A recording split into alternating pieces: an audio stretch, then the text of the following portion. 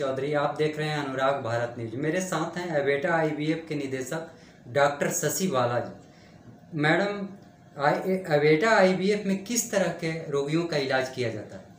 नमस्कार शिवाजी, जैसा कि आप सुन पा रहे हैं, इसका नाम ही है अवेटा आईवीएफ। आईवीएफ मतलब इन विट्रो फर्टिलाइजेशन।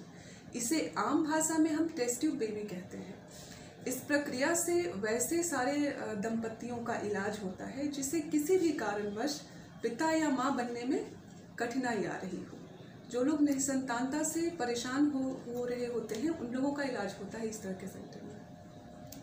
यहाँ पर किस तरह की और सुविधाएं फैसिलिटी उपलब्ध हैं रोगी? जहाँ तक इनफर्टिलिटी के ट्रीटमेंट की बात करते हैं हम लोग, तो बिल्कुल बेसिक इलाज मतलब मेडिकल ट्रीटमेंट ऑफ इनफर्टिलिटी से लेकर चाहे आईयूआई हो, आईवीएफ हो, इक्सी हो या और भी बहुत तरह की एडवांस सुविधाएं जैसे एक्सपैंडेड ब्लास्टोसिस्ट कल्चर हो गया, लेजर असिस्टेड हैचिंग हो गया। अभी हम लोग आर्टिफिशियल इंटेलिजेंसी के द्वारा एक बहुत ही अच्छी क्वालिटी का सीमेन एनालिसिस भी कर रहे हैं, जिसमें सीमेन एनालिसिस का रिपोर्ट बिल्कुल 2 से 3 मिनट में पेशेंट को मिल जाता है। नॉर्मली पहले इसके जहाँ कहीं भी अगर कोई पेशेंट देता था सीमेंट का टेस्ट, तो उसको 2-3 घंटे का वेट करना पड़ता था। तो एक हमारा बहुत ही मतलब state of art IVF lab है, इसे ओरिजियो ने बनाया है, जिसकी वजह से हमारे जो सक्सेस रेट है वो निरंतर काफ़ी अच्छे होते हैं। मैम, आम लोगों में एक धारणा बन गई है कि आईवीएफ कराने से केवल बच्चियां पैदा होती है। लोग इसके उदाहरण भी दिखाने लगते हैं, गिनाने लगते हैं कि उनका हुआ है, उनका हुआ है। इसमें क्या सच्चाई है? ये बहुत बड़ा मिथ है, बहुत ही बड़ा मिथ है। एक्सक्यूज मी, ये बहुत बड़ा मिथ है। बच्चा जो आईवीएफ से जो भी बच्चा होगा, वो लड़का होगा या लड़की होगा, ये बिल्कुल वैसे ही होगा जैसा नेचुरल कंसेप्शन में जो रेशियो होता है वैसा ही होगा। आईवीएफ की जो प्रक्रिया है वो सिर्फ शुरू का जो भ्रूण बनने की जो शुरू की 5 दिन की जो प्रक्रिया होती है ब्लास्टोसिस्ट बनने की, वो सिर्फ हमारे लैब में होती है। उसके बाद जैसे ही हम उसे महिला के गर्भाशय में ट्रांसफ़र करते हैं एम्ब्रियो को, तो इम्प्लांटेशन के बाद की सारी प्रक्रिया जैसे नेचुरल कंसेप्शन में होती है, नेचुरल प्रेगनेंसी में होती है, वैसे ही इसमें भी होती है। तो हर कुछ अच्छी चीज़ें या बुरी चीज़ें या कॉम्प्लिकेशन जो भी है, वो सब चीज़ इसमें भी सेम बिल्कुल नेचुरल प्रेगनेंसी की तरह ही होगी। तो ऐसा कुछ नहीं है कि आईवीएफ से सिर्फ लड़का या लड़की या कोई ऐसा कुछ चाहे कि मेरे को लड़की हो या लड़का हो, तो ऐसा नहीं है। ये गलत लाइक हाँ, नेचुरल जो इंसिडेंस है वही रहेगा। निसंतानता बढ़ती जा रही है, बांझपन जिसे कहते हैं ठेठ भाषा में। जी हाँ। क्यों बढ़ती है, क्यों बढ़ती जा रही है समाज में आजकल ज़्यादा? देखिए, 3-4 मुख्य कारण हैं इसके।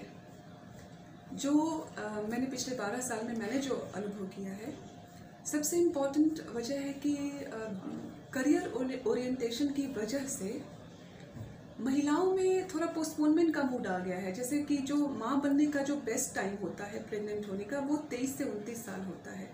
और करियर बनाने के लिए या पढ़ाई करने के कारण बहुत सारी लड़कियाँ इस एज ग्रुप में शादी ही नहीं कर पाती हैं। फिर क्योंकि शादी करी भी अगर, तो हस्बैंड वाइफ दोनों वर्किंग हैं, तो सही से मिल नहीं पाते हैं, साथ रह नहीं पाते हैं। उसके अलावा हमारे एनवायरनमेंट में बहुत सारे पोल्यूशंस ऐसे हैं जिसके कारण स्पर्म की क्वालिटी में भी फ़र्क पड़ता है।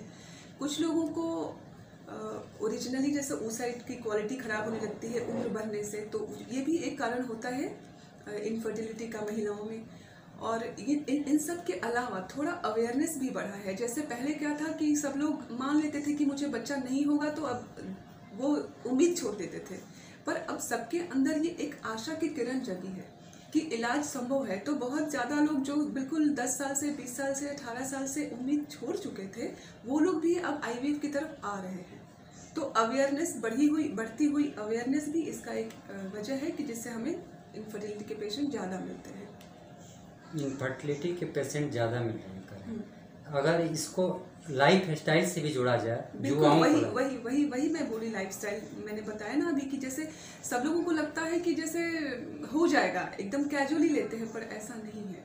मतलब अगर आपकी जो वो गोल्डन फर्टिलिटी पीरियड निकल गई, जो 29 साल 30 साल तक आपको एक बच्चा प्लान कर लेना चाहिए, चाहे जैसे भी हो, नेचुरली हो या इलाज से हो। ये अवेयरनेस समाज में होना बहुत ज़रूरी है, स्पेशली महिलाओं को, कि उनका जो ओसाइट है वो उनकी बढ़ती उम्र के साथ खराब होगी।